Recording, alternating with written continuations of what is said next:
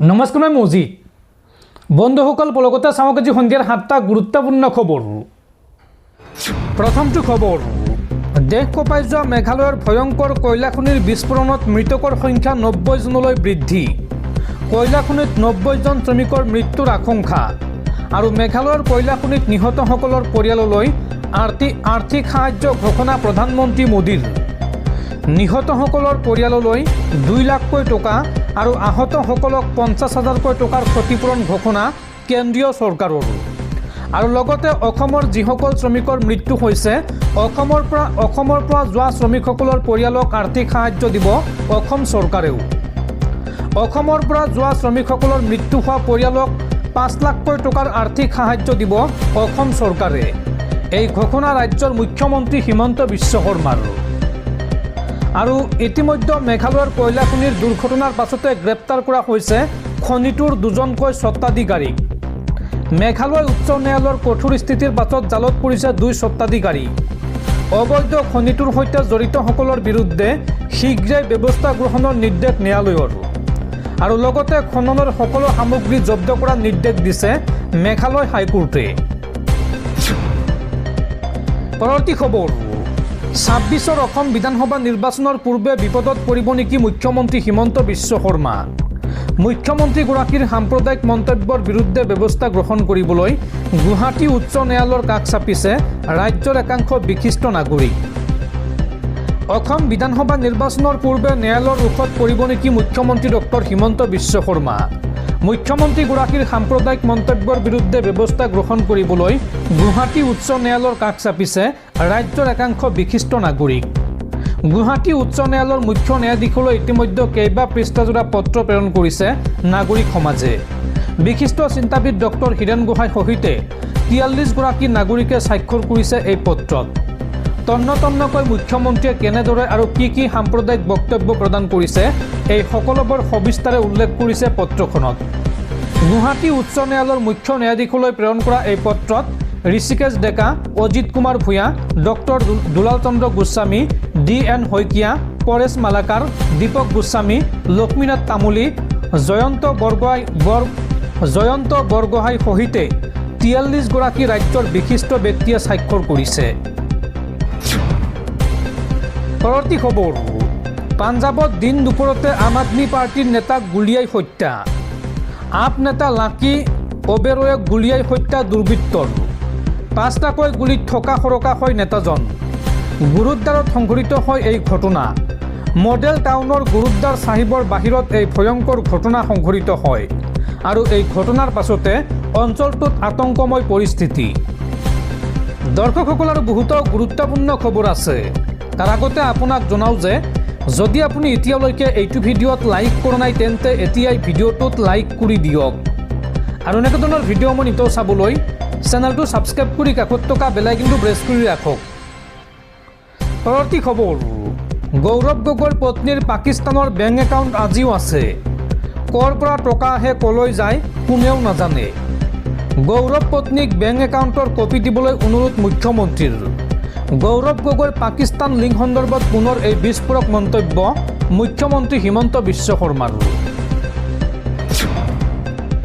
পৰৱৰ্তী খবৰ, 7 লাখ আপেলৰ গছ বচাবলৈ জম্মু কাশ্মীৰৰ 3টা ৰেল প্ৰকল্প বাতিল কেন্দ্ৰীয় ৰেল মন্ত্ৰালয়ৰ। কিন্তু গুৱাহাটীৰ ৰিং ৰোড প্ৰকল্প নিৰ্মাণৰ বাবে আমচাং অভয়াৰণ্যৰ গছ কটা নিবিদা প্ৰকাশ ৰাজ্যৰ বন বিভাগৰ। ভাৰতবৰ্ষৰ 2খন ৰাজ্যৰ 2টাকৈ পৃথক ছবি। 7 লাখ আপেলৰ গছ বচাবলৈ জম্মু কাশ্মীৰৰ 3টা ৰেল প্ৰকল্প বাতিল কেন্দ্ৰীয় ৰেল মন্ত্ৰালয়ৰ। জম্মু কাশ্মীৰৰ ৰাইজ আৰু চৰকাৰৰ আপত্তিৰ বাবেই ৰেল মন্ত্ৰালয়ে বাতিল কৰে এই গুৰুত্বপূৰ্ণ 3টাকৈ ৰেল প্ৰকল্প। ইফালে অসমত ধ্বংসৰ দিশে আমচাং বন্যপ্ৰাণী অভয়াৰণ্য। গুৱাহাটীৰ ৰিং ৰোড প্ৰকল্প নিৰ্মাণৰ বাবে আমচাঙৰ গছ কটা নিবিদা প্ৰকাশ ৰাজ্যৰ বন বিভাগৰ।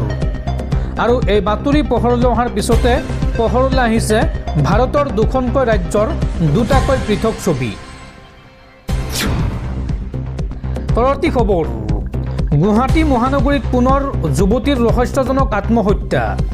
এইবাৰ গুৱাহাটী মহানগৰীৰ বশিষ্ঠত যুৱতীৰ ৰহস্যজনক মৃত্যু। দিছপুৰ নাৰ্ছিং ইনষ্টিটিউটৰ হোষ্টেল নং 19 যুৱতীৰ শেষ সিদ্ধান্ত। নগৰবেৰাৰ বাসিন্দা তথা BSc নাৰ্ছিঙৰ প্ৰথম বৰ্ষৰ শিক্ষাৰ্থী মেৰিনা আহমেদৰ আত্মহত্যা আৰু ঘটনাক লৈ গুৱাহাটী মহানগৰ আৰক্ষীৰ তদন্ত আৰম্ভ। পৰৱৰ্তী খবৰ, বাংলাদেশী মিয়াৰ দালাল গৌৰৱ গগৈ। কংগ্ৰেছৰ প্ৰচাৰ বাহন দেখি গুৱাহাটীৰ ৰাস্তাত এইদৰে একাংশই দিলে ধ্বনি, লগতে ক'লে গৌৰৱ গগৈ গো বেক। মা কামাখ্যাৰ সেৱালৈ অসম প্ৰদেশ কংগ্ৰেছে আৰম্ভ কৰা মাটি বচাও জাতি বচাও আৰু সময় পৰিৱৰ্তনৰ শীৰ্ষক যাত্ৰাৰ সময়তে গুৱাহাটীৰ পথত এক বিশেষ পৰিস্থিতিৰ সন্মুখীন হৈছিল গৌৰৱ গগৈ তথা কংগ্ৰেছ নেতৃত্ব।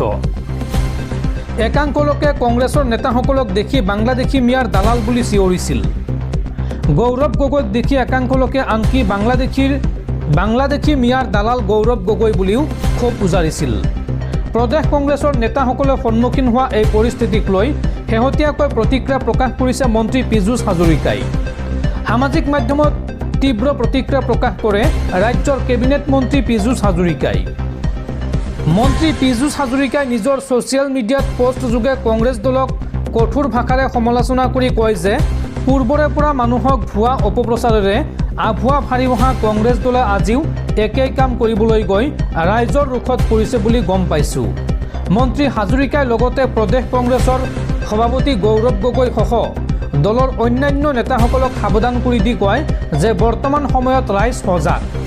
মন্ত্ৰী হাজৰিকাই লগতে কয় যে আজি ৰাইজৰ হাতৰ মুঠিতে সকলো উপলব্ধ, অপপ্ৰচাৰ বিয়পাৰ চেষ্টা নকৰাই ভাল। লগতে গুৱাহাটীৰ ৰাজপথত ৰাইজৰ এই ক্ষোভে কংগ্ৰেছ দলৰ বাবে গুৰুত্বপূৰ্ণ ৰাজনৈতিক সংকেত বহন কৰিছে বুলি একাংশই মত প্ৰকাশ কৰিছে। উল্লেখযোগ্য যে এই সংকল্প যাত্ৰাৰ বাবে ৰাজীৱ ভৱনত 10খনকৈ বিশেষ LED বাহন মুকলি কৰা হয়। জিলাই জিলাই চলিব কংগ্ৰেছৰ বিশেষ যাত্ৰা।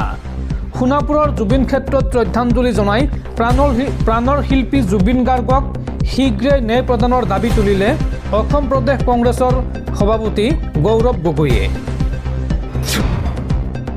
পৰৱৰ্তী খবৰ, ৰাজ্যত পুনৰ ভয়ংকৰ পথ দুৰ্ঘটনা। এইবাৰ সোণাৰীৰ ভোজত নিশা ভয়াৱহ পথ দুৰ্ঘটনাত মৃত্যু হৈছে 2 বাইক আৰোহীৰ। তেওঁলোক হৈছে ক্ৰমে গোবিন্দ পাল আৰু সঞ্জীৱ পাল। ভোজৰ ৰেলৱে ক্ৰছিঙৰ খুন্দা তীব্ৰবেগী বাইকৰ, যাৰ পৰিপ্ৰেক্ষিতত মৃত্যু হয় 2জনকৈ বাইক আৰোহীৰ। উল্লেখযোগ্য যে সোণাৰীত বিয়া খাই ডিপলিঙৰ ঘৰলৈ অহাৰ পথত এই ভয়ংকৰ দুৰ্ঘটনা সংঘটিত হয়। পৰৱৰ্তী খবৰ, বন্ধ কৰি দিয়া হ'ল মৰাণৰ জৰুৰীকালীন অৱতৰণ সেৱাযুক্ত 4-লেনযুক্ত পথ। প্ৰধানমন্ত্ৰীৰ আগমনৰ পূৰ্বে ৰানৱেটো পৰিদৰ্শন কৰিলে মুখ্য সচিব আৰু DGPয়ে। 14 ফেব্ৰুৱাৰীত এই 4-লেনযুক্ত পথটো উদ্বোধন কৰিব প্ৰধানমন্ত্ৰী নৰেন্দ্ৰ মোদীয়ে।